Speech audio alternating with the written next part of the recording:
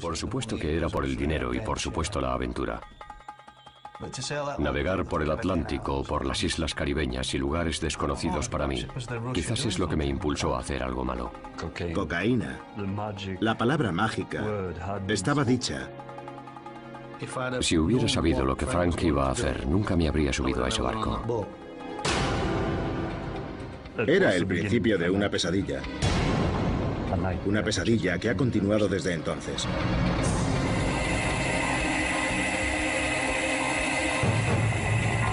Encarcelados en el extranjero, la historia de Dennis y Donald. En otoño de 1999, Donald McNeil, un aficionado a la vela, estaba trabajando en Hartlepool. Su trabajo como autónomo se iba agotando y a Donald le preocupaba el dinero. Me crié en una isla de la costa oeste de Escocia.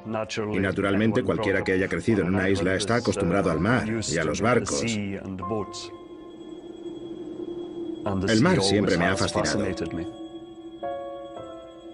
Hartlepool, noreste de Inglaterra. Había sido capitán de entrenamiento de vela durante 15 años. Como es normal, el trabajo y la navegación merman considerablemente en cuanto se aproxima el invierno. Podía apañármelas en octubre, podía apañármelas en noviembre, pero no podía ver con claridad cómo irían las cuentas en enero, febrero o marzo. Volviendo la vista atrás, creo que a principios del invierno de 1999 tenía una especie de depresión.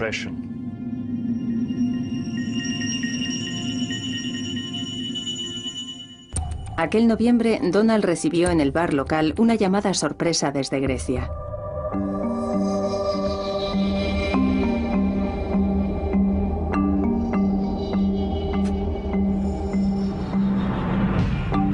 Fue muy extraño. La señal no era muy buena y no era ninguna voz que me resultara familiar. Una persona, llamémosle Frank, me dijo: Dennis y yo estamos aquí en el Mediterráneo. Me parece que yo había conocido a Dennis y a Frank unos 18 meses antes de aquello. Cuando conocí a Dennis siempre me pareció una persona amigable y cercana. Frank siempre me había dado la impresión de ser un tipo un poco más seco. Les habría llamado más bien conocidos, más que amigos. Los dos conocidos, Frank y Dennis, le estaban llamando desde Creta. Habían traído un velero, pero decían que necesitaban a alguien que les enseñara a navegar. Y lo que le dijimos fue: mira, necesitamos a alguien que nos enseñe cómo navegar. Tenemos que hacer una entrega para un trabajo. Dijo: ¿estás trabajando ahora? Puedes venir y enseñarnos a navegar. Puedes venir y hacer la entrega. ¿Qué más da? Estaban dispuestos a pagarme 1000 libras. Tan solo sácanos del puerto deportivo, por favor, venga. Seguramente dudé unos 30 segundos antes de decir: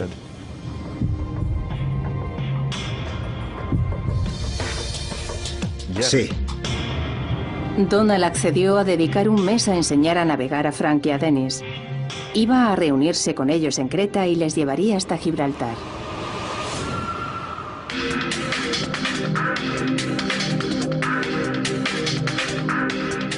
Dennis estaba contento de verme. Ya había alguien conocido entre todos aquellos extraños barcos. No me gusta. No me gusta el barco. Lamentablemente carecía de esta información. Tenía velas y cosas así, no lo entiendo, pero no me gustaba aquello. Prácticamente a los 30 segundos de haber llegado a la cubierta, dejé escapar un grito de horror. Donald estaba alucinado. Decía: no, tenéis... No sé cómo lo llaman, pero el mástil estaba a punto de caerse. Podría haber acabado fácilmente en una tragedia. ¿Qué vas a hacer? Ya sabes, para eso has venido. Frank subió a bordo. Salimos para Malta.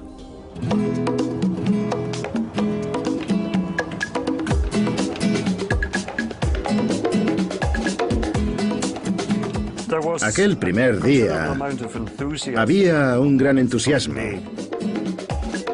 Este tío sabe lo que hace. Ya sabes, es un buen tío. Lo cierto es que pensé: esto va a salir bien. Pero poco después de haber dejado la isla, hubo una serie de cosas en la actitud general del viaje que me hicieron pensar que la navegación no era el objetivo primordial de aquella actividad. O sea, no se puede enseñar a un mono a jugar al ajedrez, ¿verdad? Las sospechas iban creciendo. Había algo en todo aquello que me hacía pensar que quizás podría haber algo arriesgado en aquel asunto. Frank había empezado a comentar cosas como: ¿qué harías si consiguieras una buena suma de dinero? Y esto empezó a levantar sospechas.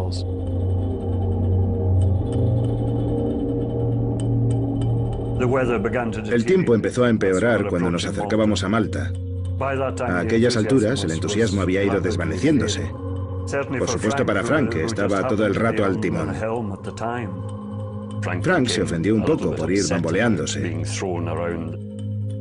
El tiempo era malo. Así que, ¿qué podíamos hacer? Creo que él quería que Donald tomara el mando y lo dirigiera. Estaba fuera de sí y dijo que yo tenía que hacer realmente algo con aquel movimiento, porque si no me iba a tirar por la borda. Entonces las dudas empezaron a asaltar mi mente. ¿Por qué te compraste un velero entonces? ¿Cuál es la finalidad de este barco? 4 días después, el velero Pulse y su tripulación llegaron a Malta. Frank le dijo a Donald que quería hablar en privado con él.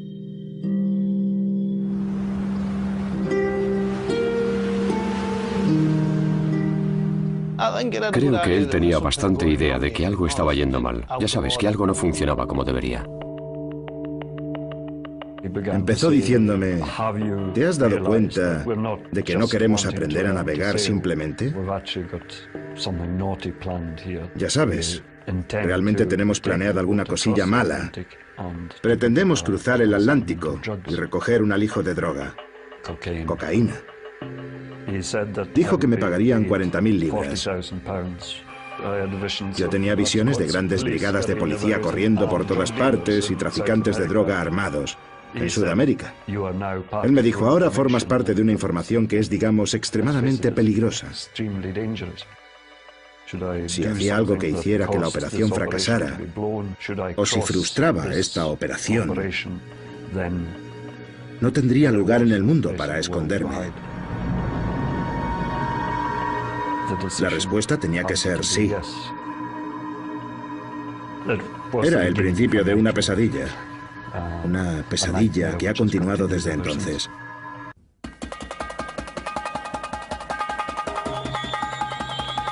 En noviembre de 1999, Donald y Dennis accedieron a recoger un alijo de cocaína del Caribe. Frank les había ofrecido 40.000 libras a cada uno cuando regresaran a Europa. El plan... Mi implicación era meramente capitanear el barco, navegar hasta salir del Mediterráneo, ir hacia el Caribe y disfrutar del sol. No tendría nada que ver con la manipulación de la droga. Luego recibiríamos una llamada y recogeríamos la droga. Iba a poner en su lugar a esta máquina bien engrasada. Día de cobro. Adiós. Nos vemos. Así de sencillo, sin problemas. Estaba chupado. Sí, súper chupado. El 4 de enero de 2000, Donald, Dennis y Frank dejaron las Islas Canarias y se encaminaron hacia Antigua. Finalmente, perdimos de vista las islas cuando el sol se ponía aquella tarde. Luego, los chicos se dieron cuenta de que aquella sería la última vez que verían tierra firme durante el próximo mes.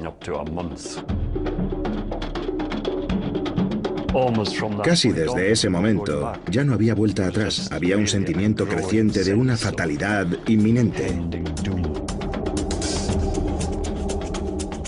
Dennis era consciente del choque de caracteres que había entre Frank y yo. Frank tenía mucha agresividad oculta. No estaba contento, no quería estar en aquel barco, seré sincero, porque había un ambiente tan malo, imagínate. Las cosas debieron de ser complicadas para él, porque intentaba ser neutral. Frank y Dennis eran amigos desde pequeños. Frank había acudido a Dennis unos meses antes para pedirle que se uniera a él en una operación de contrabando. Frank y yo somos viejos amigos. Éramos viejos amigos. Habría hecho cualquier cosa por él. Y creo que él habría hecho cualquier cosa por mí. Era un día normal. Yo estaba trabajando y de pronto Frank, ¿cómo te va? ¿Te apetece navegar un poco? Así, cuando menos me lo esperaba. Me ofreció 40.000 libras. 40.000 libras en efectivo. En tus manos, es mucho dinero. Pero él podría haberme ofrecido una bolsa de patatas que yo habría aceptado igual. Ya sabes a lo que me refiero. Era un buen hombre.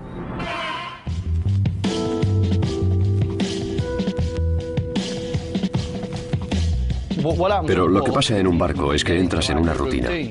Trabajas 4 horas, duermes 8 horas. Bueno, después de la primera noche no lo conseguía. No podía averiguar qué estaba pasando. Mi cabeza se estaba destrozando. Ellos se sentían de verdad como si este viaje fuera a ser una pesadilla constante en el que iban a estar agotados todo el tiempo.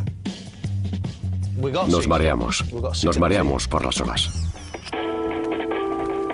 El mar era siempre el mismo. No podíamos jugar ni siquiera al veo veo. Una cosita que empieza por la letrita B siempre era barco, con la M mar, y así era todo. Estaba resignado a seguir adelante, a superarlo y a acabar con esto. Realmente lo habíamos mantenido todo en secreto.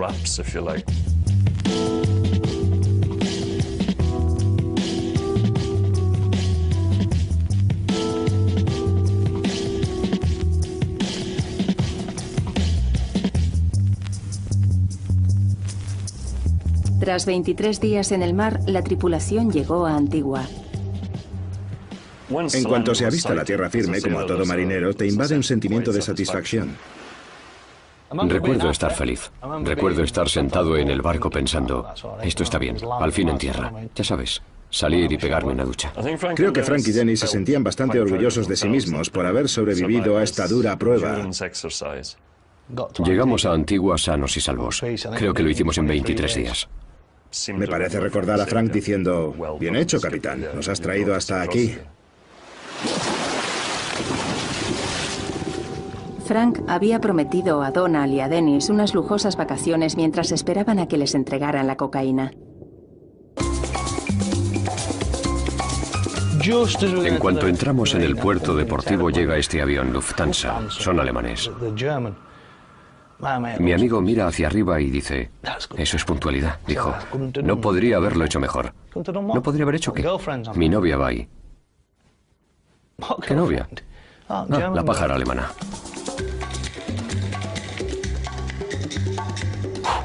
Se largó como unos 20 segundos después de aterrizar. Se largó con todo el dinero que teníamos y se llevó a su pájara a un hotel. Cuando se largaba con sus señoritas teníamos que darle hasta el último céntimo que teníamos. Todo. Dennis cada vez se fiaba menos de toda la operación. Creo que se pasó 2 semanas de 5 estrellas en este lujoso hotel.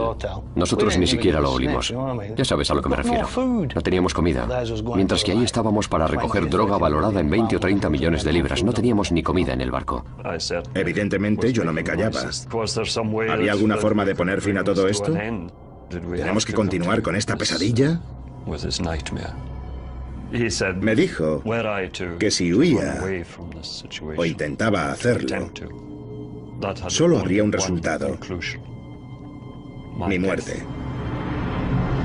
Tras 2 semanas, el velero zarpó hacia la isla venezolana de Margarita. Mientras navegábamos hacia Margarita, Frank anunció que necesitaríamos hacer algunos preparativos para la droga. Nos dejó claro desde un principio que se trataba de una cantidad importante. Madre mía, ¿dónde vamos a poner la mercancía? Ya sabes, no puedes esconderla detrás de los cojines y listo, ¿verdad que no? Había 5 depósitos de agua internos. Los tiramos por la borda. Vaciamos el depósito de combustible. Así podríamos sacar el depósito, poner la mercancía debajo del depósito del combustible y poner el depósito encima otra vez. Esos fueron nuestros preparativos. Probablemente echamos por la borda el último depósito de agua cuando avistamos la costa de Margarita. Después de eso amarramos en la bahía de Porlamar. Bahía de Porlamar, Isla de Margarita, Venezuela. Vaya asco. Un auténtico asco. Era horrible, un lugar horrible. Y eso solo fue la primera impresión. Después descubrimos que realmente era horrible. No se trataba solo de la primera impresión.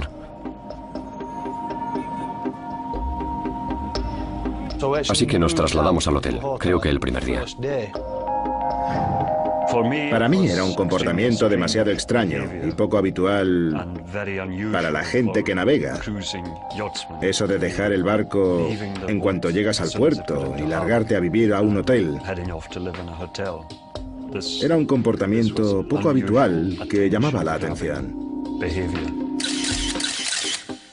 Frank había dicho a Donald y Dennis que la droga llegaría un par de días después.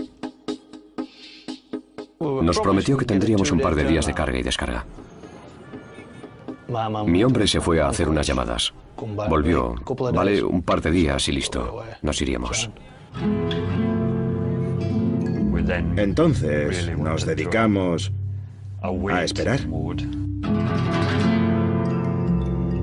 O sea, empezamos a ponernos nerviosos porque empezaron a aparecer las mentiras. Empezaron a pasar semanas. Pasó de ser mi amigo, alguien que siempre sería bienvenido en mi casa, que siempre había sido bienvenido en mi casa y a quien había ayudado cuando lo necesitaba, a no querer tenerlo ni a 1.000.000 de kilómetros a mi alrededor. Así que bastante mal.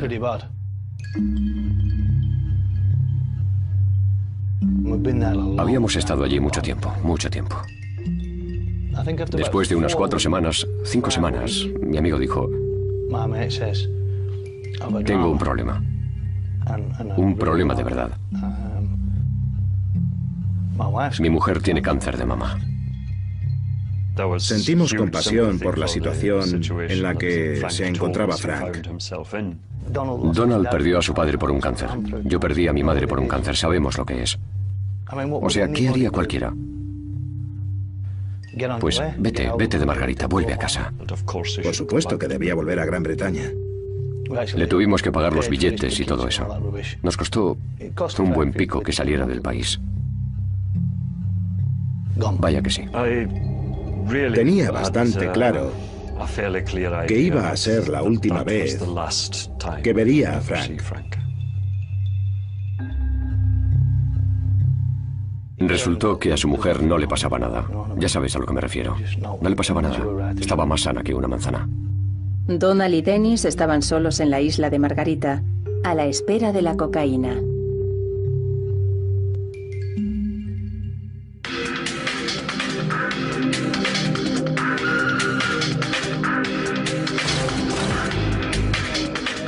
Lo que hacíamos realmente era esperar una llamada telefónica. Tan solo esperar una llamada, nada más. Yo tenía la sensación de que nos estaban vigilando, pero no estaba seguro de si se trataba de una paranoia. Estaba bastante seguro de que nos estaban vigilando. Tenía la sensación de que algo iba a salir mal.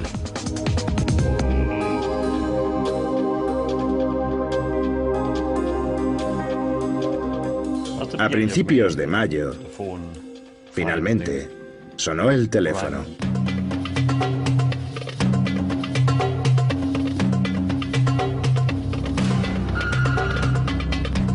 Y él dijo: por favor, lleven el coche a este aparcamiento en concreto. ¿Saben dónde está? Sí. Así que conduje hasta allí y dejé el coche en el aparcamiento. Puse las llaves encima de una rueda, lo que era un poco al estilo de James Bond. 24 horas después estaría todo listo para la recogida en el mismo sitio con la droga ya cargada. El mismo proceso se repetiría durante las siguientes 24 horas. A esas alturas, teníamos una sensación de terror que iba en aumento. La hora de la verdad se acercaba. Se va haciendo real, ¿eh? Hubo muchas veces en las que pensé irme e intentar escaparme. Pero siempre me asaltaba la idea de que si hoy me escapaba y una semana más tarde metían a esos chavales en la cárcel, iban a pensar, estamos en la cárcel porque el tipo con el que estuvimos la semana pasada ha abierto la boca. Si esto sale bien, somos superhombres. Aquella noche, cuando ya había dejado el coche, o sea, no fue una buena noche, ya sabes. Creo que, para ser sincero, creo que no dormí. No dormí demasiado aquella noche. Tenía una sensación constante de miedo. Huyes, y si huyes, todo sale mal por tu culpa. ¿Y a dónde huyes? ¿Esta podía ser la última noche de libertad? Creo que aquella noche fue cuando realmente me di cuenta del desastre que supondría para mi familia. No podía ni imaginar la reacción que tendría mi hija. ¿Qué efectos tendría todo esto en su vida? Mirase donde mirase, tan solo veía problemas o todo negro. No tenía suficiente dinero para comprar nada. No tenía dinero suficiente para el billete de avión. ¿Has perdido la cabeza? ¿Qué está pasando? ¿Qué haces? Así que, ¿a dónde me puedo ir? Simplemente voy a hacerlo. Voy a hacerlo. El 5 de mayo de 2000, Donald y Dennis volvieron para recoger su coche de alquiler. Durante la noche, les habían cargado 300 kilos de cocaína.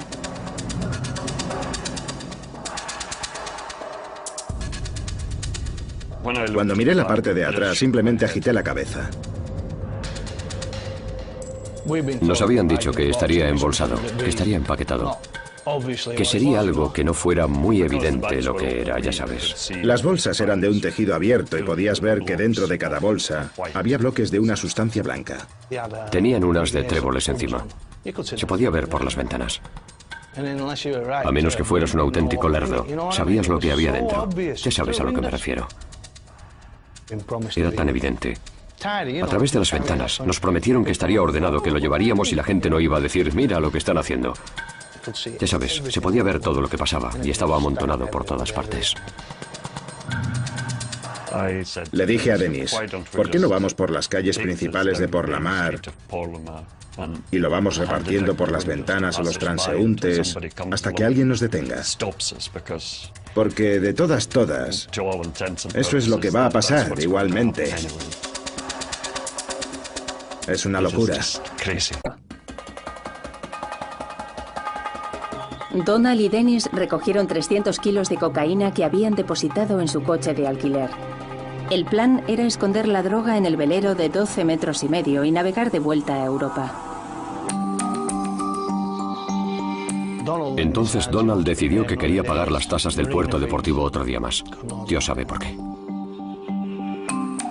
Fui a la oficina del puerto y algo que me llamó la atención cuando estaba allí fue una radio extraña. Era una radio VHF y no era una radio VHF naval. A la vuelta fue. Ya está. Mientras rellenaba los formularios y pagaba el dinero,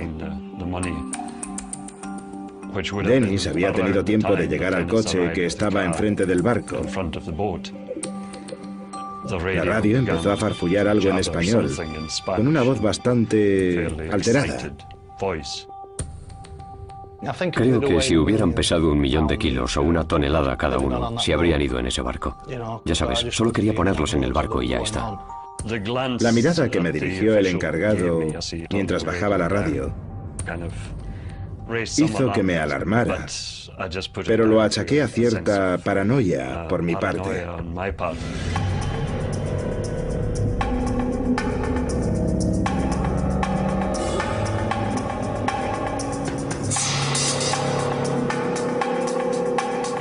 Cada bolsa pesaba bastante. Tenía unos 25 kilos de cocaína. Era un trabajo bastante pesado. El traslado de las bolsas al barco era una operación sencilla, tan solo lanzarlas a bordo, ya sabes, tirarlas. Como parte de la estrategia maestra para evitar la mínima detección, Frank nos había dicho que era necesario que cuando manipuláramos esta mercancía, nos pusiéramos unos buenos guantes rosas de fregado. Sí, nos fueron de gran ayuda, ya ves. Nos hacían parecer un par de idiotas y punto, no servían para nada. Pero la sorpresa fue lo grande que era. En cada compartimento metimos todo lo que podía albergar físicamente el compartimento. Había muy poco espacio disponible. Muy poco espacio.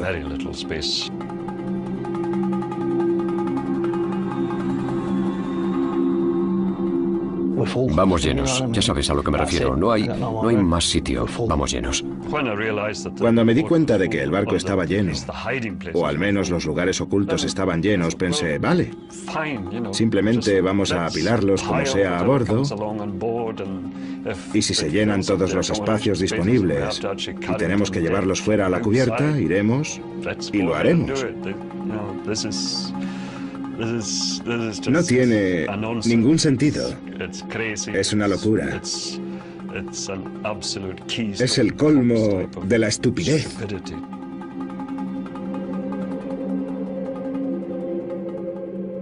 La siguiente prioridad era volver al coche para recoger el siguiente alijo. Cuando Dennis se marchó, me senté allí y me dije,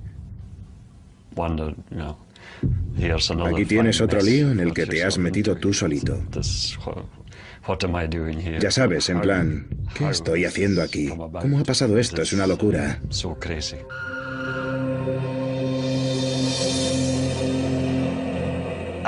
Yo era un poco más optimista que Donald, pensando que todavía podría salir bien.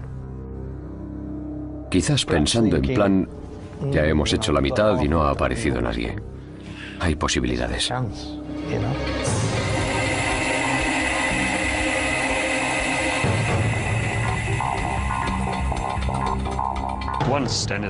Cuando Dennis volvió, nos miramos y le dije, ¿te apetece una pinta? Sí. Desembarcaremos y vayamos a tomar una cerveza. No tenía sentido quedarse a cuidar de 300 kilos de cocaína. Vamos a tomar una cerveza mientras tanto. Si alguien venía y decidía servirse 300 kilos de cocaína, en lo que a mí respectaba, eran más que bienvenidos para hacerlo, como si querían llevarse el barco entero.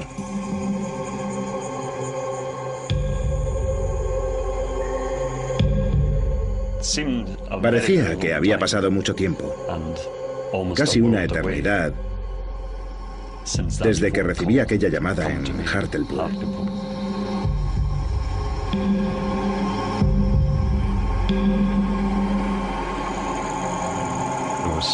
Era bastante sorprendente dónde nos encontrábamos ahora.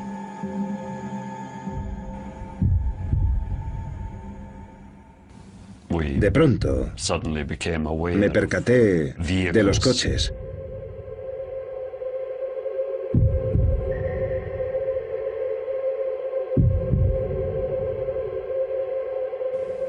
El primer coche vino seguido de otro, luego de otro,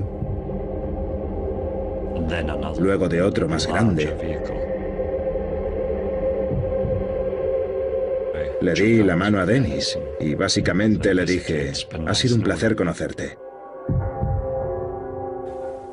Me parece que esa fue la parte aterradora.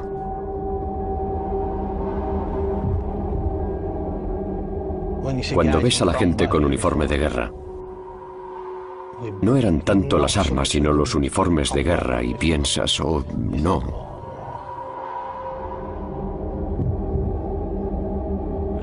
Ya está pasando. Ya está. El primer vehículo se detuvo. Bajaron la ventanilla y una persona vestida de paisano nos preguntó: ¿ustedes son del velero Pulse? Dijimos: así es. ¿Saben por qué les detengo? No, no sabemos por qué nos detiene, ya ves. ¿Por qué? Él dijo: lo saben. Daré una vuelta y volveré.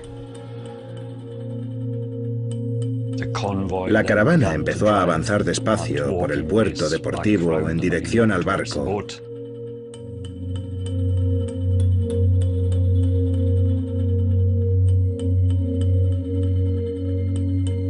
Así que volvimos al barco, Donald y yo. Y creo que había 6 o 7 de esos guardias nacionales, con rifles y eso, que registraban el barco. Decían: ¿dónde está? ¿Dónde está? Vamos a destrozar el barco. Bueno, no sabemos dónde está, ¿verdad? ¿Dónde está? ¿Qué? ¿Sabes a lo que me refiero? Creo que tardaron 3 segundos o algo así. 4 segundos en encontrar el primer paquete. Hemos encontrado cocaína en este navío. Por lo tanto, quedan arrestados. Y ahí es cuando nos sacaron del barco y nos esposaron. No fue un momento agradable. Se acabó. Fue en plan: pasemos a otro capítulo.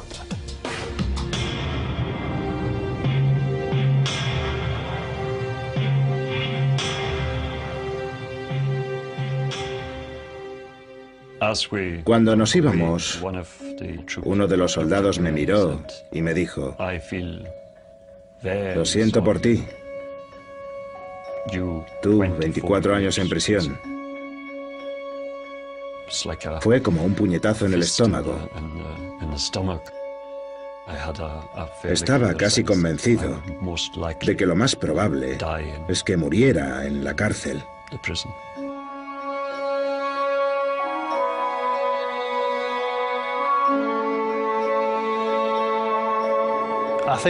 Creo que empecé a pensar en mi familia y en Barney. Sabía que iba a superarlo, pero no estaba seguro de mi padre. No estaba muy seguro de mi hermana y mi hermano. ¿Qué les he hecho? Y eso es realmente lo que pensé. He destrozado a esta gente y realmente lo hice.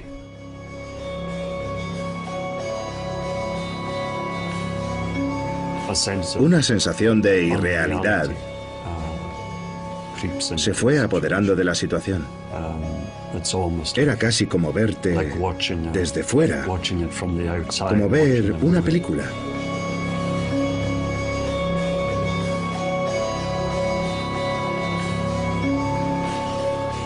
Vino y en un inglés malo dijo: si os comportáis, nos comportaremos. Si no os comportáis, no nos comportaremos. Si os escapáis, os dispararemos. Pero no os dispararemos en una pierna, no os heriremos, estaréis muertos.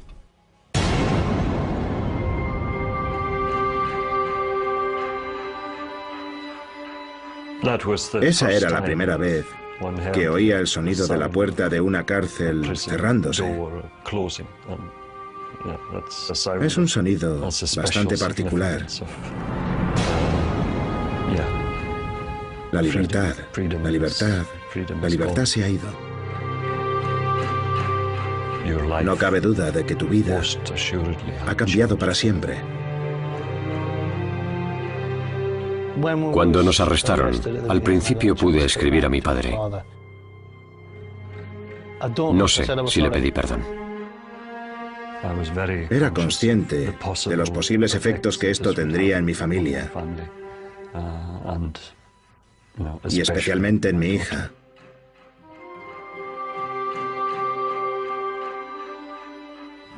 Fueron las cartas más difíciles que jamás he tenido que escribir.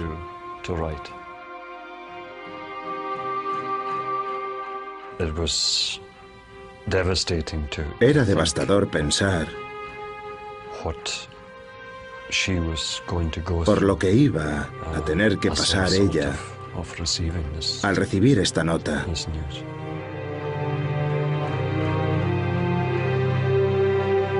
Donald y Dennis estuvieron 6 semanas en los calabozos de la policía a la espera de una vista. 6 semanas allí. Y nos llevaron a los tribunales. Y un intérprete nos dijo, bueno, se declaran culpables. Habíamos tenido cocaína casi hasta por las rodillas, literalmente. No había ninguna duda de que la acusación tenía unos argumentos muy poderosos contra nosotros. Nunca pensamos que volveríamos a casa. Nunca creí que volvería a ver a mi padre. Si te declaras culpable, entonces ¿qué hacen? Te rebajan 1/3. Así que, si nos levantábamos, si nos declarábamos culpables y admitíamos la culpa,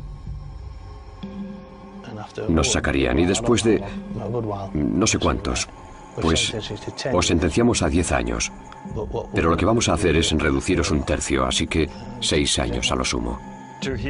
Cuando se oye pronunciar las palabras, es un auténtico impacto. Me di cuenta de que iba a perderme la adolescencia de mi hija y que la siguiente vez que la viera ya sería adulta.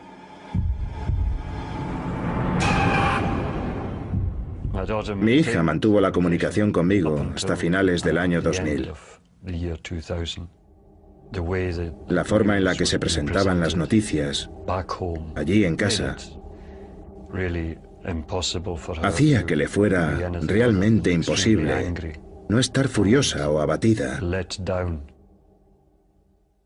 Tras la sentencia, trasladaron a Donald y Dennis de los calabozos a la cárcel de San Antonio, en la isla de Margarita. Teníamos la sensación de que entonces íbamos a conocer la verdadera cara de la cárcel venezolana. Sería la última vez que podríamos ver el día a día.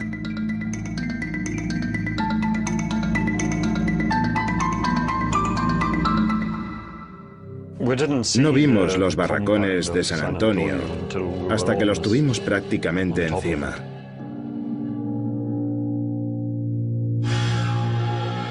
Oímos disparos y abrieron la puerta y me salió un... Mierda, ya vamos. Vimos pasar a un europeo. Era un danés muy alto y escuálido.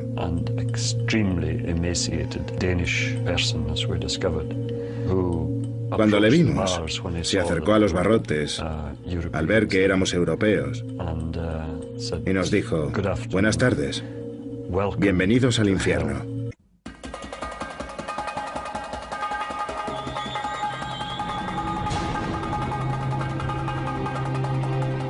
Declarados culpables por narcotráfico, Donald y Dennis fueron sentenciados a 6 años y 8 meses en la cárcel de San Antonio, una de las cárceles más violentas de Venezuela.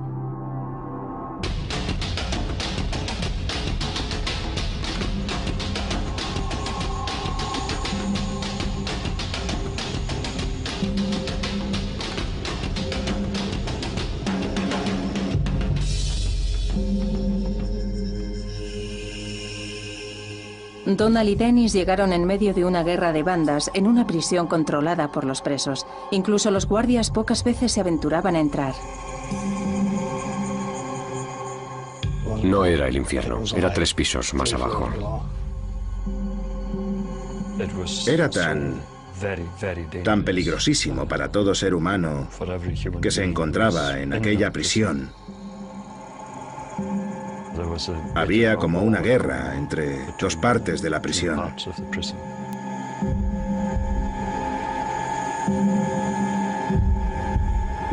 Realmente no hay palabras para describir el absoluto horror y la crueldad con la que estábamos obligados a convivir en aquel lugar. Tenían una especie de guardia armada en el tejado para evitar que el otro lado de la prisión nos invadiera.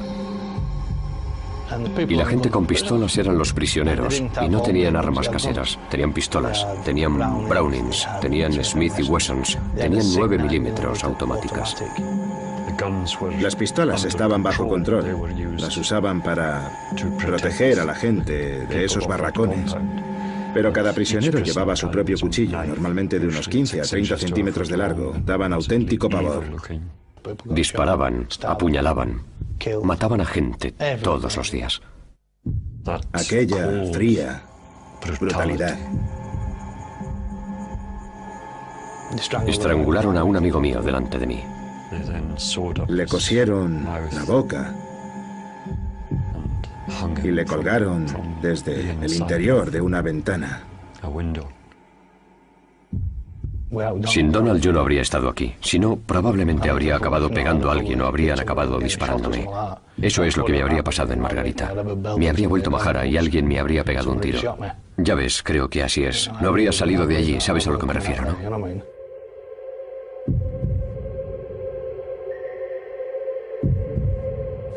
Le debo mi vida a Donald. Nada más, ya sabes. ¿Qué más se le puede deber a alguien? Literalmente, luchábamos por nuestras vidas.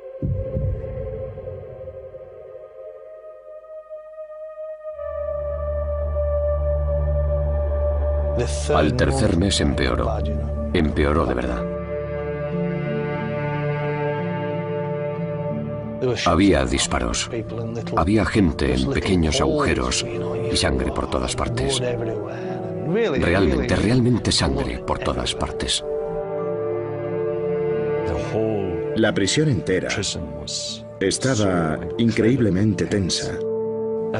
Todos esperaban y estaban preparados para el siguiente grupo que fuera asesinado. La guerra entre las dos partes aumentaba. Los prisioneros se fugaron por el muro exterior del edificio del otro lado de la prisión. Consiguieron llegar al tejado y consiguieron tirar una granada a través de las ventanas de una de las celdas. Y entonces piensas, ¿esto es vida? Ya sabes a lo que me refiero. No es solo que estés encerrado, estás en la mierda, ya lo ves. Todo era tan ajeno a cualquier cosa que hubiera vivido antes. Bien, sabes, tenía que pagar con mi tiempo y lo hice. Y aquí estoy. ¿Sabes a lo que me refiero? Podría haber acabado fácilmente en una tragedia. ¿Qué vas a hacer? Ya sabes, para eso has venido. Frank subió a bordo. Salimos para Malta.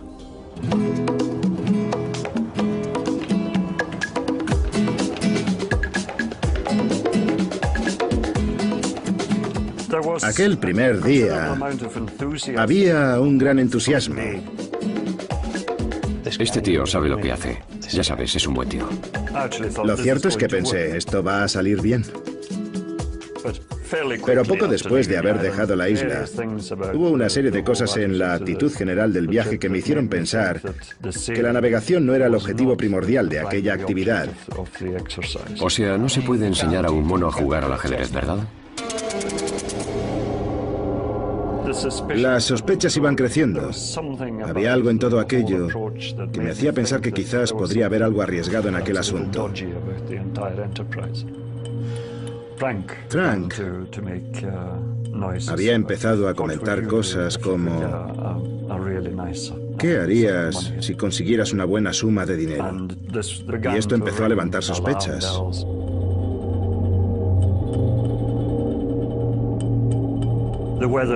El tiempo empezó a empeorar cuando nos acercábamos a Malta. A aquellas alturas, el entusiasmo había ido desvaneciéndose. Por supuesto para Frank, que estaba todo el rato al timón. Frank se ofendió un poco por ir bamboleándose. El tiempo era malo. Así que, ¿qué podíamos hacer? Creo que él quería que Donald tomara el mando y lo dirigiera. Estaba fuera de sí y dijo que yo tenía que hacer realmente algo con aquel movimiento. porque si no me iba a tirar por la borda. Entonces, las dudas empezaron a asaltar mi mente. ¿Por qué te compraste un velero entonces? ¿Cuál es la finalidad de este barco? 4 días después, el velero Pulse y su tripulación llegaron a Malta. Frank le dijo a Donald que quería hablar en privado con él.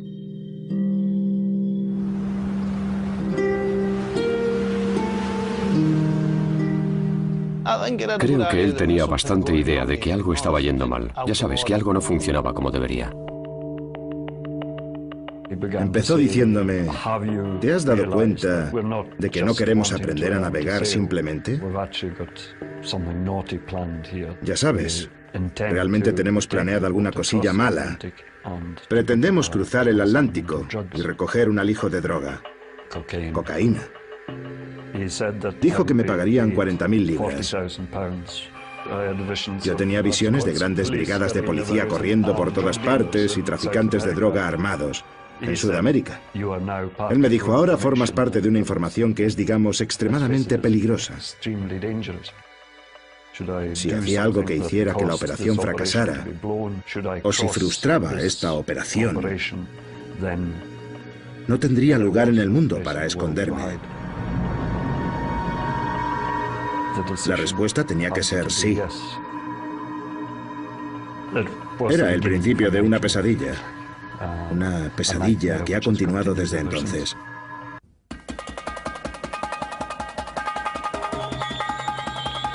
En noviembre de 1999, Donald y Dennis accedieron a recoger un alijo de cocaína del Caribe. Frank les había ofrecido 40.000 libras a cada uno cuando regresaran a Europa. El plan... Mi implicación era meramente capitanear el barco, navegar hasta salir del Mediterráneo, ir hacia el Caribe. Y disfrutar del sol. No tendría nada que ver con la manipulación de la droga. Luego recibiríamos una llamada y recogeríamos la droga. Iba a poner en su lugar a esta máquina bien engrasada. Día de cobro. Adiós. Nos vemos. Así de sencillo, sin problemas. Estaba chupado. Sí, súper chupado. El 4 de enero de 2000, Donald, Dennis y Frank dejaron las Islas Canarias y se encaminaron hacia Antigua. Finalmente, perdimos de vista las islas cuando el sol se ponía aquella tarde. Luego, los chicos se dieron cuenta de que aquella sería la última vez que verían tierra firme durante el próximo mes. Casi desde ese momento, ya no había vuelta atrás. Había un sentimiento creciente de una fatalidad inminente. Dennis era consciente del choque de caracteres que había entre Frank y yo. Frank tenía mucha agresividad oculta. No estaba contento, no quería estar en aquel barco, seré sincero, porque había un ambiente tan malo. Imagínate. Las cosas debieron de ser complicadas para él, porque intentaba ser neutral.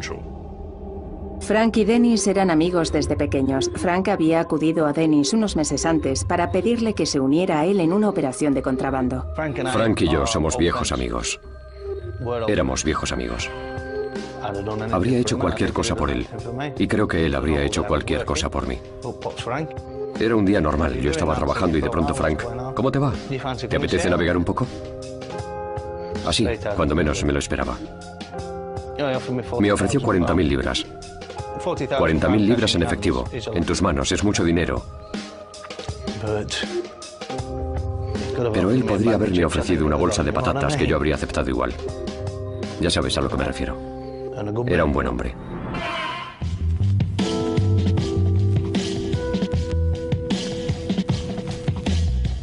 Pero lo que pasa en un barco es que entras en una rutina. Trabajas 4 horas, duermes 8 horas. Bueno, después de la primera noche no lo conseguía. No podía averiguar qué estaba pasando. Mi cabeza se estaba destrozando. Ellos se sentían de verdad como si este viaje fuera a ser una pesadilla constante en el que iban a estar agotados todo el tiempo. Nos mareamos por las olas. El mar era siempre el mismo. No podíamos jugar ni siquiera al veo veo. Una cosita que empieza por la letrita B siempre era barco, con la M mar, y así era todo. Estaba resignado a seguir adelante, a superarlo y a acabar con esto. Realmente lo habíamos mantenido todo en secreto.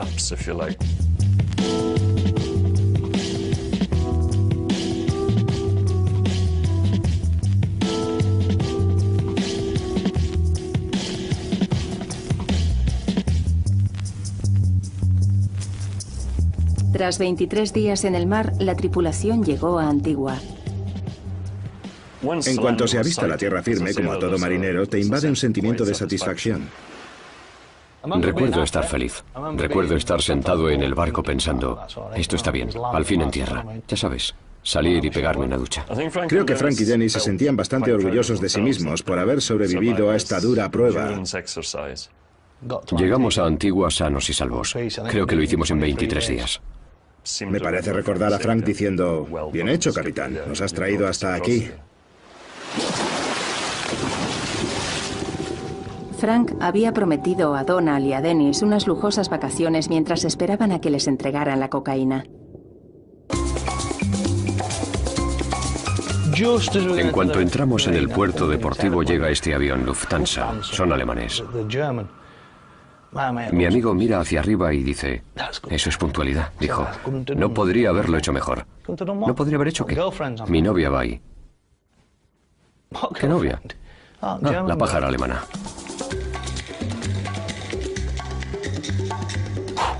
Se largó como unos 20 segundos después de aterrizar. Se largó con todo el dinero que teníamos y se llevó a su pájara a un hotel. Cuando se largaba con sus señoritas teníamos que darle hasta el último céntimo que teníamos. Todo. Dennis cada vez se fiaba menos de toda la operación. Creo que se pasó 2 semanas de 5 estrellas en este lujoso hotel. Nosotros ni siquiera lo olimos. Ya sabes a lo que me refiero. No teníamos comida. Mientras que ahí estábamos para recoger droga valorada en 20 o 30 millones de libras. No teníamos ni comida en el barco. Evidentemente yo no me callaba. ¿Había alguna forma de poner fin a todo esto? ¿Tenemos que continuar con esta pesadilla? Me dijo que si huía o intentaba hacerlo, solo habría un resultado: mi muerte. Tras 2 semanas, el velero zarpó hacia la isla venezolana de Margarita. Mientras navegábamos hacia Margarita, Frank anunció que necesitaríamos hacer algunos preparativos para la droga. Nos dejó claro desde un principio que se trataba de una cantidad importante. Madre mía, ¿dónde vamos a poner la mercancía? Ya sabes, no puedes esconderla detrás de los cojines y listo, ¿verdad que no? Había 5 depósitos de agua internos. Los tiramos por la borda. Vaciamos el depósito de combustible. Así podríamos sacar el depósito, poner la mercancía debajo del depósito del combustible y poner el depósito encima otra vez. Esos fueron nuestros preparativos. Probablemente echamos por la borda el último depósito de agua cuando avistamos la costa de Margarita. Después de eso amarramos en la bahía de Porlamar. Bahía de Porlamar, isla de Margarita, Venezuela. Vaya asco. Un auténtico asco. Era horrible, un lugar horrible. Y eso solo fue la primera impresión.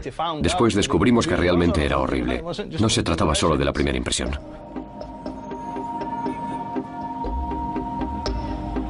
Así que nos trasladamos al hotel, creo que el primer día.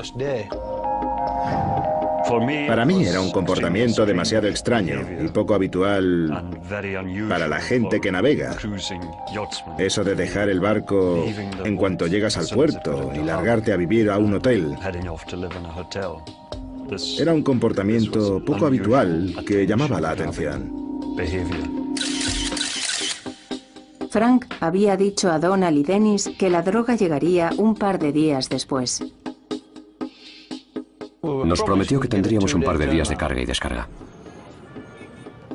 Mi hombre se fue a hacer unas llamadas. Volvió.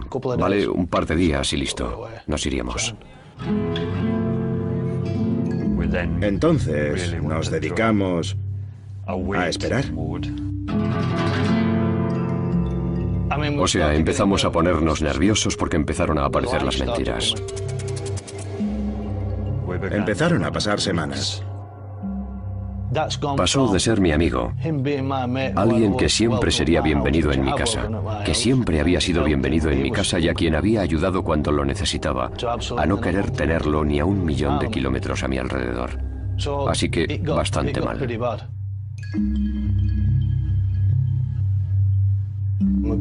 Habíamos estado allí mucho tiempo, mucho tiempo. Después de unas 4 semanas, 5 semanas, mi amigo dijo: tengo un problema de verdad. Mi mujer tiene cáncer de mama. Sentimos compasión por la situación en la que se encontraba Frank. Donald perdió a su padre por un cáncer. Yo perdí a mi madre por un cáncer. Sabemos lo que es. O sea, ¿qué haría cualquiera? Pues vete de Margarita, vuelve a casa. Por supuesto que debía volver a Gran Bretaña. Le tuvimos que pagar los billetes y todo eso. Nos costó un buen pico que saliera del país. Vaya que sí. Tenía bastante claro que iba a ser la última vez que vería a Frank. Resultó que a su mujer no le pasaba nada. Ya sabes a lo que me refiero. No le pasaba nada. Estaba más sana que una manzana. Donald y Dennis estaban solos en la isla de Margarita, a la espera de la cocaína.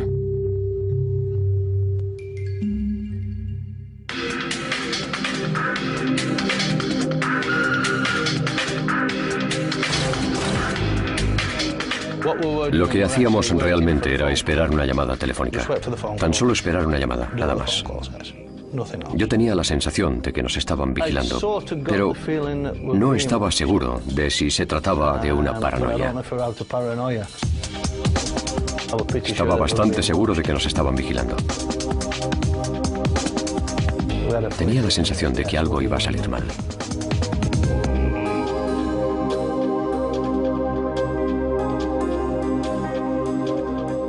A principios de mayo, finalmente, sonó el teléfono.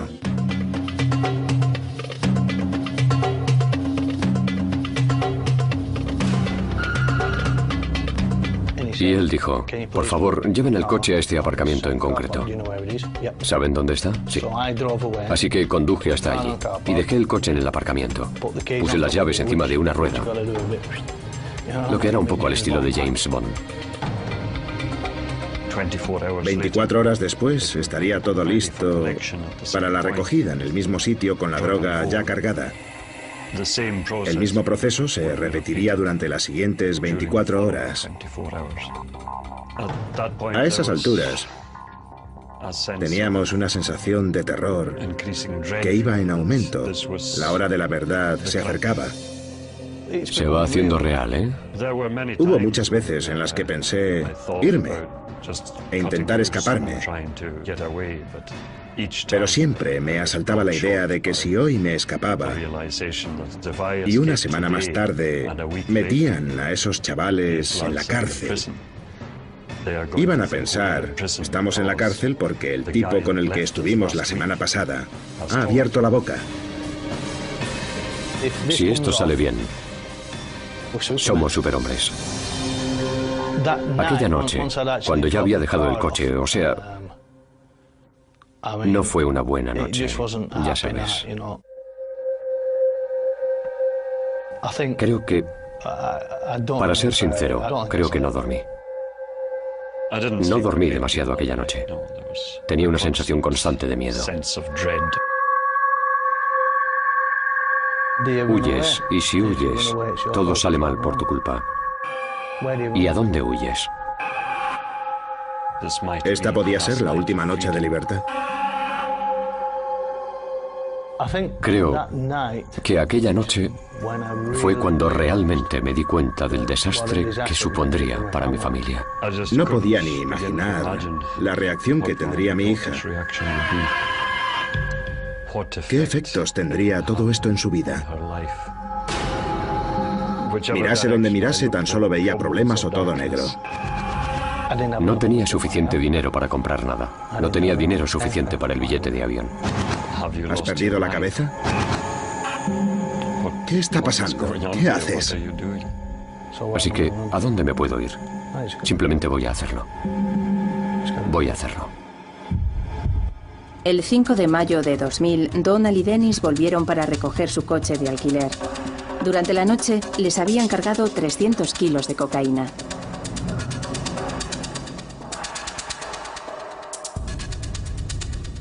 Cuando miré la parte de atrás, simplemente agité la cabeza. Nos habían dicho que estaría embolsado, que estaría empaquetado, que sería algo que no fuera muy evidente lo que era, ya sabes. Las bolsas eran de un tejido abierto y podías ver que dentro de cada bolsa había bloques de una sustancia blanca. Tenían unas de tréboles encima. Se podía ver por las ventanas. A menos que fueras un auténtico lerdo, sabías lo que había dentro. Ya sabes a lo que me refiero. Era tan evidente. A través de las ventanas nos prometieron que estaría ordenado, que lo llevaríamos y la gente no iba a decir, mira lo que están haciendo. Ya sabes, se podía ver todo lo que pasaba y estaba amontonado por todas partes. Le dije a Dennis, ¿por qué no vamos por las calles principales de Porlamar y lo vamos repartiendo por las ventanas a los transeúntes hasta que alguien nos detenga? Porque de todas, eso es lo que va a pasar igualmente. Es una locura. Donald y Dennis recogieron 300 kilos de cocaína que habían depositado en su coche de alquiler. El plan era esconder la droga en el velero de 12 metros y medio y navegar de vuelta a Europa. Entonces Donald decidió que quería pagar las tasas del puerto deportivo otro día más. Dios sabe por qué. Fui a la oficina del puerto y algo que me llamó la atención cuando estaba allí fue una radio extraña. Era una radio VHF y no era una radio VHF naval. A la vuelta fue. Ya está. Mientras rellenaba los formularios y pagaba el dinero, Dennis había tenido tiempo de llegar al coche que estaba enfrente del barco. La radio empezó a farfullar algo en español, con una voz bastante alterada. Creo que si hubieran pesado 1 millón de kilos o 1 tonelada cada uno, se habrían ido en ese barco. Ya sabes, solo quería ponerlos en el barco y ya está. La mirada que me dirigió el encargado mientras bajaba la radio hizo que me alarmara, pero lo achaqué a cierta paranoia por mi parte.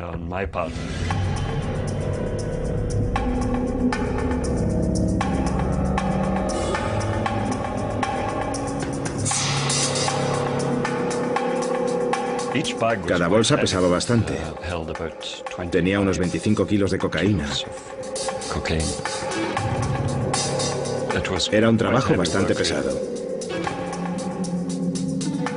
El traslado de las bolsas al barco era una operación sencilla. Tan solo lanzarlas a bordo, ya sabes, tirarlas. Como parte de la estrategia maestra para evitar la mínima detección, Frank nos había dicho que era necesario que cuando manipuláramos esta mercancía, nos pusiéramos unos buenos guantes rosas de fregado. Sí, nos fueron de gran ayuda, ya ves. Nos hacían parecer un par de idiotas y punto. No servían para nada. Pero la sorpresa fue lo grande que era. En cada compartimento metimos todo lo que podía albergar físicamente el compartimento. Había muy poco espacio disponible. Muy poco espacio.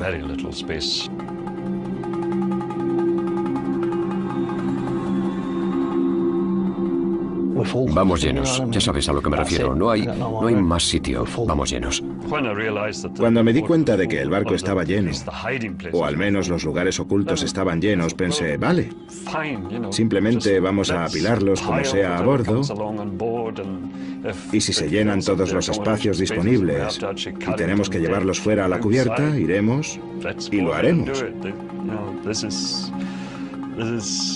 No tiene ningún sentido.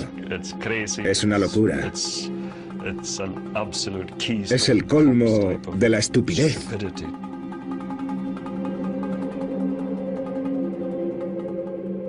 La siguiente prioridad era volver al coche para recoger el siguiente alijo. Cuando Dennis se marchó, me senté allí y me dije, aquí tienes otro lío en el que te has metido tú solito. Ya sabes, en plan, ¿qué estoy haciendo aquí? ¿Cómo ha pasado esto? Es una locura.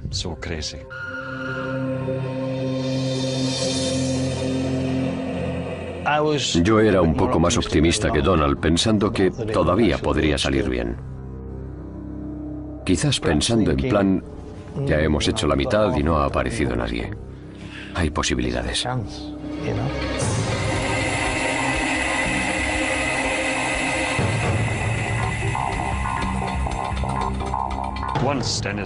Cuando Dennis volvió, nos miramos y le dije, ¿te apetece una pinta? Sí.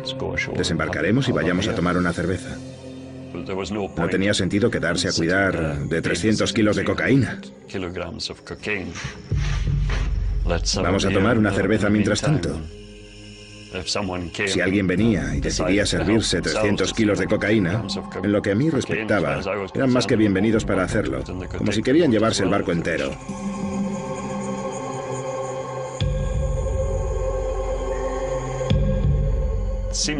Parecía que había pasado mucho tiempo, casi una eternidad, desde que recibí aquella llamada en Hartlepool.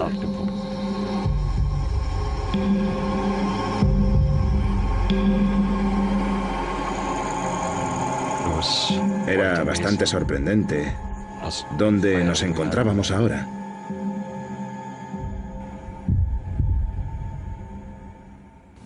De pronto, me percaté de los coches.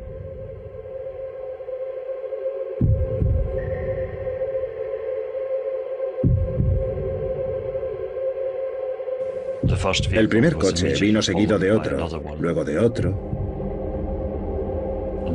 luego de otro más grande.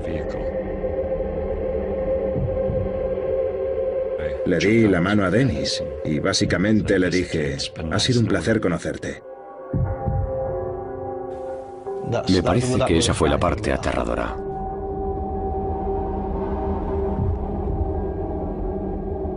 Cuando ves a la gente con uniforme de guerra, no eran tanto las armas, sino los uniformes de guerra, y piensas, oh, no.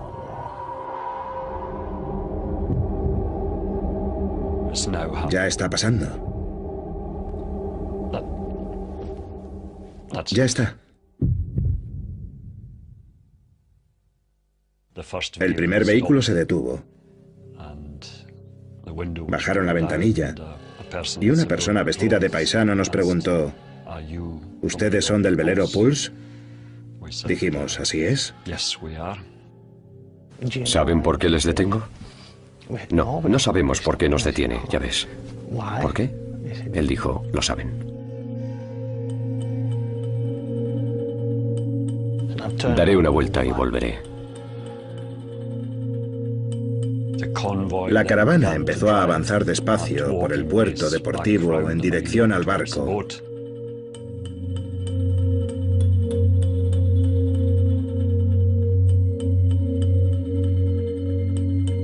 Así que volvimos al barco, Donald y yo. Y creo que había 6 o 7 de esos guardias nacionales, con rifles y eso, que registraban el barco. Decían, ¿dónde está? ¿Dónde está? Vamos a destrozar el barco. Bueno, no sabemos dónde está, ¿verdad? ¿Dónde está? ¿Qué? ¿Sabes a lo que me refiero? Creo que tardaron 3 segundos o algo así. 4 segundos en encontrar el primer paquete. Hemos encontrado cocaína en este navío. Por lo tanto, quedan arrestados. Y ahí es cuando nos sacaron del barco y nos esposaron. No fue un momento agradable. Se acabó. Fue en plan, pasemos a otro capítulo.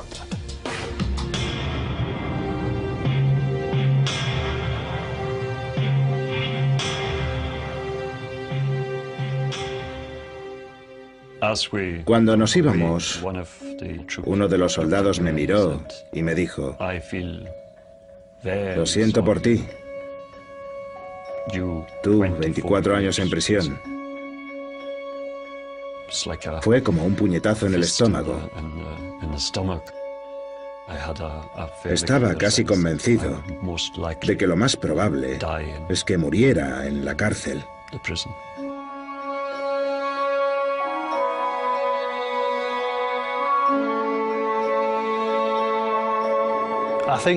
Creo que empecé a pensar en mi familia y en Barney. Sabía que iba a superarlo, pero no estaba seguro de mi padre. No estaba muy seguro de mi hermana y mi hermano. ¿Qué les he hecho? Y eso es realmente lo que pensé. He destrozado a esta gente y realmente lo hice.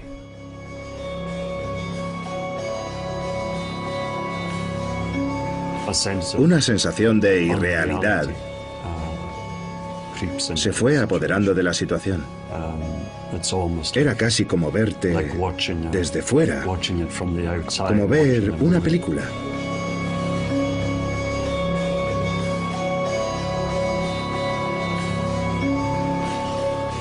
Vino y en un inglés malo dijo: si os comportáis, nos comportaremos. Si no os comportáis, no nos comportaremos. Si os escapáis, os dispararemos.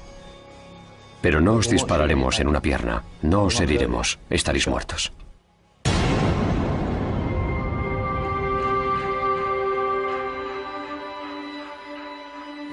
Esa era la primera vez que oía el sonido de la puerta de una cárcel cerrándose. Es un sonido bastante particular. La libertad, la libertad, la libertad se ha ido.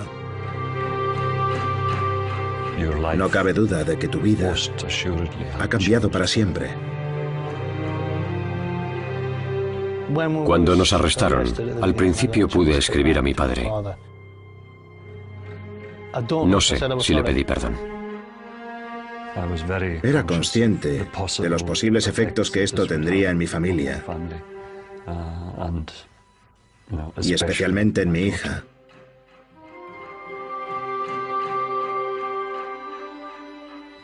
Fueron las cartas más difíciles que jamás he tenido que escribir.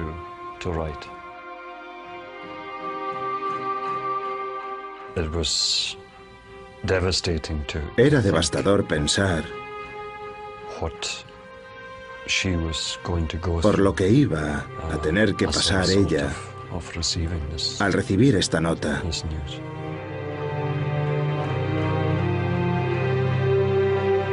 Donald y Dennis estuvieron 6 semanas en los calabozos de la policía a la espera de una vista. 6 semanas allí. Y nos llevaron a los tribunales. Y un intérprete nos dijo: bueno, se declaran culpables. Habíamos tenido cocaína casi hasta por las rodillas, literalmente. No había ninguna duda de que la acusación tenía unos argumentos muy poderosos contra nosotros. Nunca pensamos que volveríamos a casa. Nunca creí que volvería a ver a mi padre. Si te declaras culpable, entonces ¿qué hacen? Te rebajan 1/3. Así que, si nos levantábamos, si nos declarábamos culpables y admitíamos la culpa, nos sacarían, y después de no sé cuántos, pues os sentenciamos a 10 años. Pero lo que vamos a hacer es reduciros 1/3, así que 6 años a lo sumo. Cuando se oye pronunciar las palabras, es un auténtico impacto. me di cuenta de que iba a perderme la adolescencia de mi hija y que la siguiente vez que la viera ya sería adulta.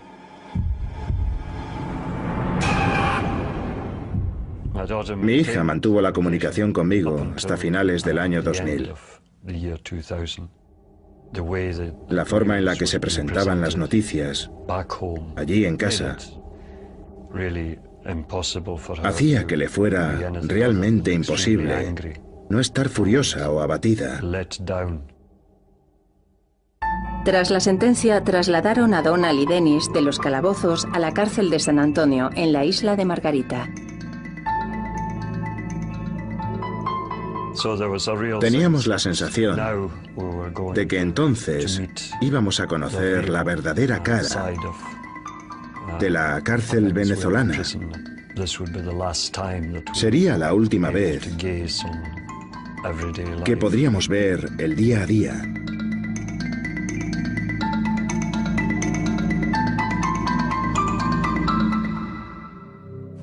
No vimos los barracones de San Antonio hasta que los tuvimos prácticamente encima.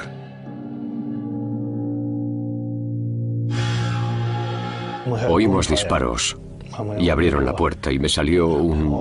Mierda, ya vamos. Vimos pasar a un europeo.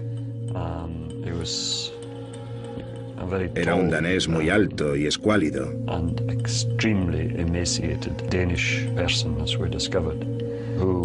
Cuando le vimos, se acercó a los barrotes al ver que éramos europeos y nos dijo: buenas tardes, bienvenidos al infierno.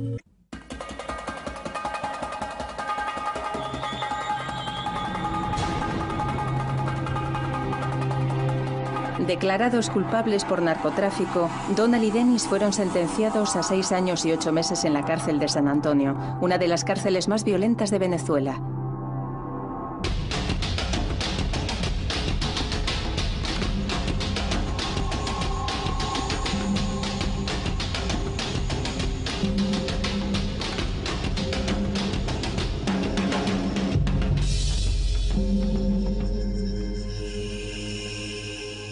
Donald y Dennis llegaron en medio de una guerra de bandas en una prisión controlada por los presos. Incluso los guardias pocas veces se aventuraban a entrar.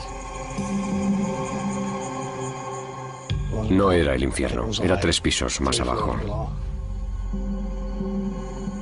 Era tan peligrosísimo para todo ser humano que se encontraba en aquella prisión. Había como una guerra entre 2 partes de la prisión.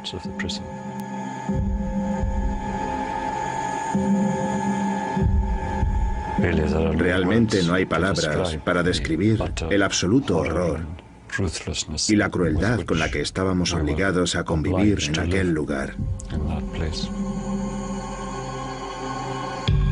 Tenían una especie de guardia armada en el tejado para evitar que el otro lado de la prisión nos invadiera.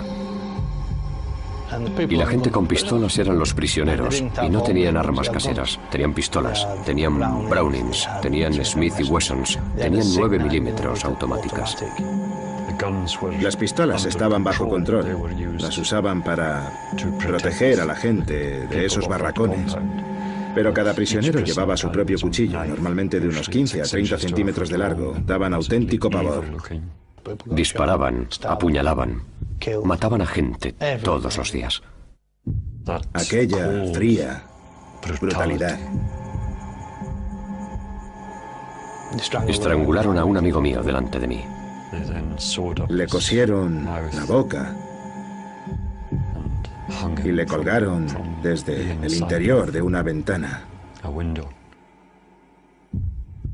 Sin Donald yo no habría estado aquí. Si no, probablemente habría acabado pegando a alguien o habrían acabado disparándome. Eso es lo que me habría pasado en Margarita. Me habría vuelto majara y alguien me habría pegado un tiro. Ya ves, creo que así es. No habría salido de allí, ¿sabes a lo que me refiero, no?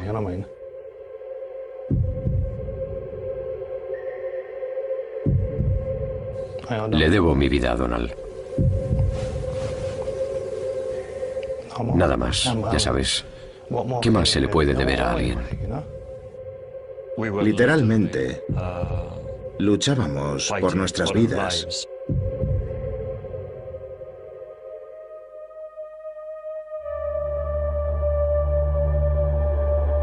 Al tercer mes empeoró. Empeoró de verdad. Había disparos. Había gente en pequeños agujeros y sangre por todas partes. Realmente sangre por todas partes. La prisión entera estaba increíblemente tensa. Todos esperaban y estaban preparados para el siguiente grupo que fuera asesinado. La guerra entre las dos partes aumentaba.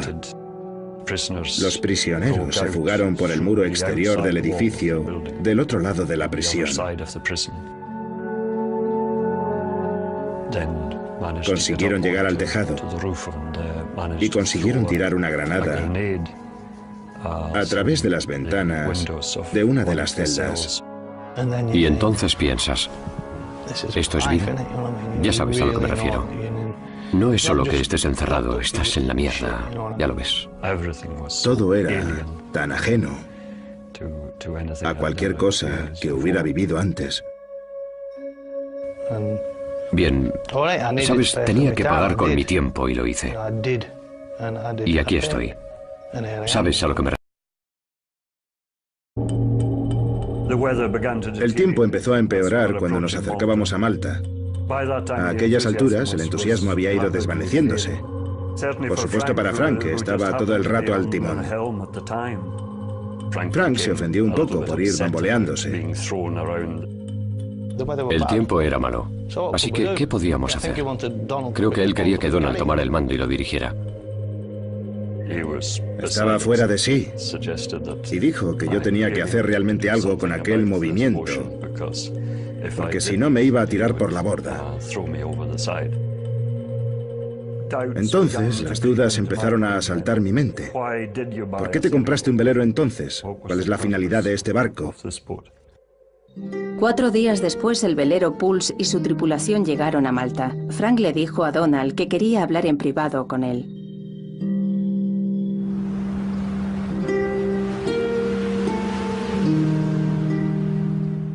Creo que él tenía bastante idea de que algo estaba yendo mal. Ya sabes, que algo no funcionaba como debería. Empezó diciéndome, ¿te has dado cuenta de que no queremos aprender a navegar simplemente?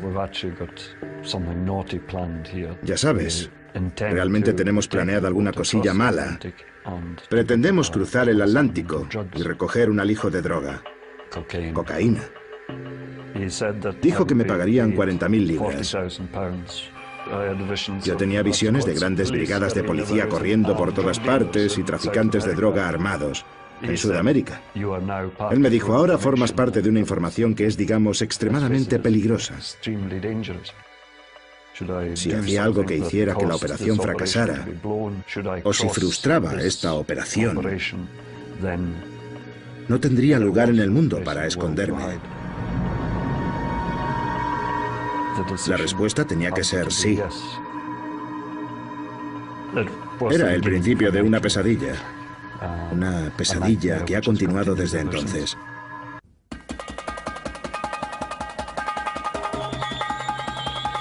En noviembre de 1999, Donald y Dennis accedieron a recoger un alijo de cocaína del Caribe. Frank les había ofrecido 40.000 libras a cada uno cuando regresaran a Europa. El plan... Mi implicación era meramente capitanear el barco, navegar hasta salir del Mediterráneo, ir hacia el Caribe y disfrutar del sol. No tendría nada que ver con la manipulación de la droga. Luego recibiríamos una llamada y recogeríamos la droga. Iba a poner en su lugar a esta máquina bien engrasada. Estaban llamando desde Creta. Habían traído un velero, pero decían que necesitaban a alguien que les enseñara a navegar. Y lo que le dijimos fue, mira, necesitamos a alguien que nos enseñe cómo navegar. Tenemos que hacer una entrega para un trabajo. Dijo, ¿estás trabajando ahora? Puedes venir y enseñarnos a navegar. Puedes venir y hacer la entrega. ¿Qué más da? Estaban dispuestos a pagarme 1.000 libras. Tan solo sácanos del puerto deportivo, por favor, venga. Seguramente dudé unos 30 segundos antes de decir...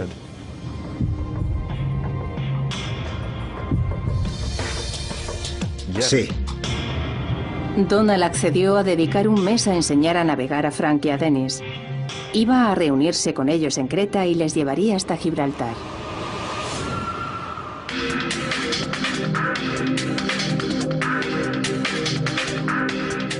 Dennis estaba contento de verme. Ya había alguien conocido entre todos aquellos extraños barcos. No me gusta el barco.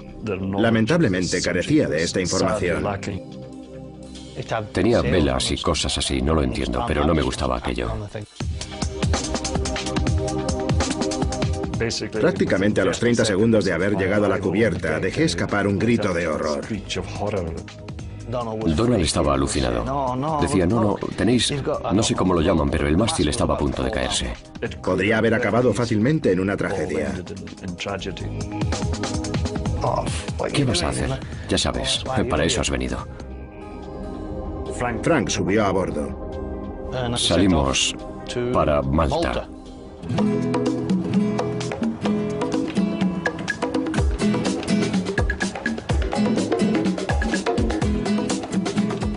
Aquel primer día había un gran entusiasmo. Este tío sabe lo que hace. Ya sabes, es un buen tío. Lo cierto es que pensé, esto va a salir bien. Pero poco después de haber dejado la isla, hubo una serie de cosas en la actitud general del viaje que me hicieron pensar que la navegación no era el objetivo primordial de aquella actividad. O sea, no se puede enseñar a un mono a jugar al ajedrez, ¿verdad? Las sospechas iban creciendo. Había algo en todo aquello que me hacía pensar que quizás podría haber algo arriesgado en aquel asunto. Frank había empezado a comentar cosas como: ¿qué harías si consiguieras una buena suma de dinero? Y esto empezó a levantar sospechas.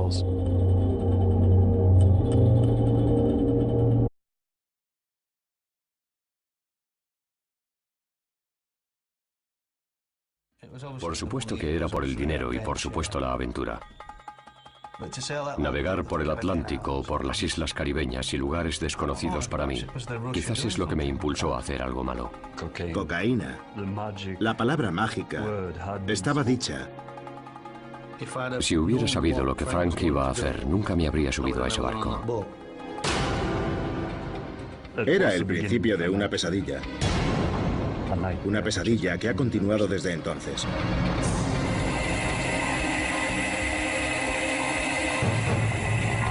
Encarcelados en el extranjero, la historia de Dennis y Donald. En otoño de 1999, Donald McNeil, un aficionado a la vela, estaba trabajando en Hartlepool. Su trabajo como autónomo se iba agotando y a Donald le preocupaba el dinero. Me crié en una isla de la costa oeste de Escocia. Y naturalmente cualquiera que haya crecido en una isla está acostumbrado al mar y a los barcos. El mar siempre me ha fascinado. Hartlepool, noreste de Inglaterra. Había sido capitán de entrenamiento de vela durante 15 años. Como es normal, el trabajo y la navegación merman considerablemente en cuanto se aproxima el invierno. Podía apañármelas en octubre, podía apañármelas en noviembre, pero no podía ver con claridad cómo irían las cuentas en enero, febrero o marzo. Volviendo la vista atrás, creo que a principios del invierno de 1999 tenía una especie de depresión.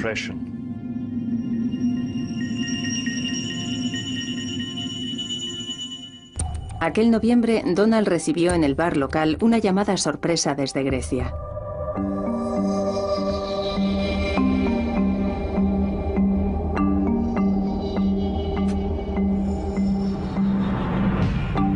Fue muy extraño.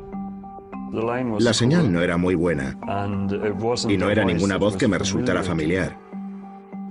Una persona, llamémosle Frank, me dijo: Dennis y yo estamos aquí en el Mediterráneo. Me parece que yo había conocido a Dennis y a Frank unos 18 meses antes de aquello. Cuando conocí a Dennis siempre me pareció una persona amigable y cercana. Frank siempre me había dado la impresión de ser un tipo un poco más seco. Les habría llamado más bien conocidos, más que amigos. Los dos conocidos, Frank y Dennis, le estaban...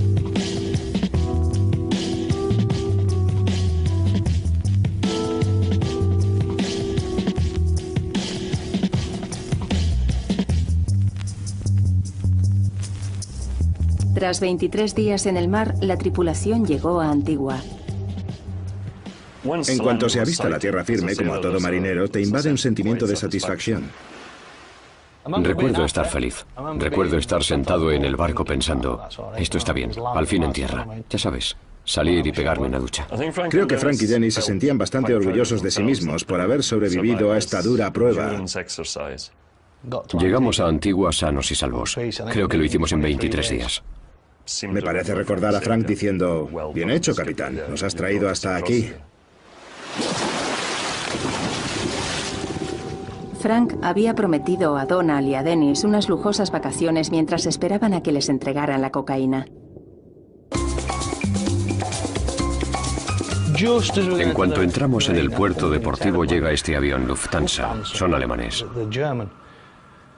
Mi amigo mira hacia arriba y dice, eso es puntualidad, dijo. No podría haberlo hecho mejor. ¿No podría haber hecho qué? Mi novia va ahí. ¿Qué novia? Ah, la pájara alemana.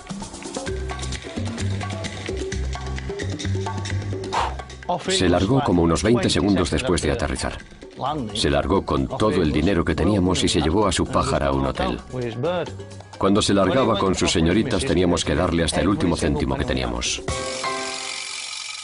Todo. Dennis cada vez se fiaba menos de toda la operación. Creo que se pasó 2 semanas de 5 estrellas en este lujoso hotel. Nosotros ni siquiera lo olimos. Ya sabes a lo que me refiero. No teníamos comida. Mientras que ahí estábamos para recoger droga valorada en 20 o 30 millones de libras. No teníamos ni comida en el barco. Evidentemente yo no me callaba. ¿Había alguna forma de poner fin a todo esto? ¿Tenemos que continuar con esta pesadilla? Me dijo que si huía o intentaba hacerlo, solo habría un resultado: mi muerte. Tras 2 semanas, el velero zarpó hacia la isla venezolana de Margarita. Mientras navegábamos hacia Margarita, Frank anunció que necesitaríamos hacer algunos preparativos para la droga. Nos dejó claro desde un principio que se trataba de una cantidad importante. Madre mía, ¿dónde vamos a poner la mercancía? Ya sabes, no puedes esconderla detrás de los cojines y listo, ¿verdad que no? Había 5 depósitos de agua internos. Día de cobro. Adiós. Nos vemos. Así de sencillo, sin problemas. Estaba chupado. Sí, súper chupado. El 4 de enero de 2000, Donald, Dennis y Frank dejaron las Islas Canarias y se encaminaron hacia Antigua. Finalmente, perdimos de vista las islas cuando el sol se ponía aquella tarde. Luego, los chicos se dieron cuenta de que aquella sería la última vez que verían tierra firme durante el próximo mes. Casi desde ese momento ya no había vuelta atrás. Había un sentimiento creciente de una fatalidad inminente. Dennis era consciente del choque de caracteres que había entre Frank y yo. Frank tenía mucha agresividad oculta. No estaba contento, no quería estar en aquel barco, seré sincero, porque había un ambiente tan malo. Imagínate. Las cosas debieron de ser complicadas para él porque intentaba ser neutral. Frank y Dennis eran amigos desde pequeños. Frank había acudido a Dennis unos meses antes para pedirle que se uniera a él en una operación de contrabando. Frank y yo somos viejos amigos. Éramos viejos amigos. Habría hecho cualquier cosa por él. Y creo que él habría hecho cualquier cosa por mí. Era un día normal. Yo estaba trabajando y de pronto Frank, ¿cómo te va? ¿Te apetece navegar un poco? Así, cuando menos me lo esperaba. Me ofreció 40.000 libras. 40.000 libras en efectivo. En tus manos, es mucho dinero. Pero él podría haberme ofrecido una bolsa de patatas que yo habría aceptado igual. Ya sabes a lo que me refiero. Era un buen hombre.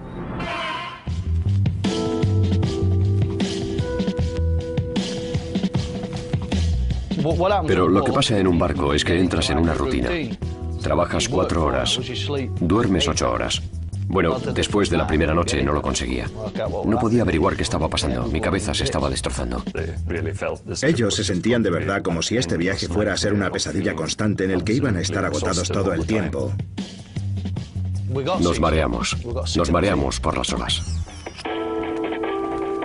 El mar era siempre el mismo. No podíamos jugar ni siquiera al veo veo. Una cosita que empieza por la letrita B siempre era barco, con la M mar, y así era todo.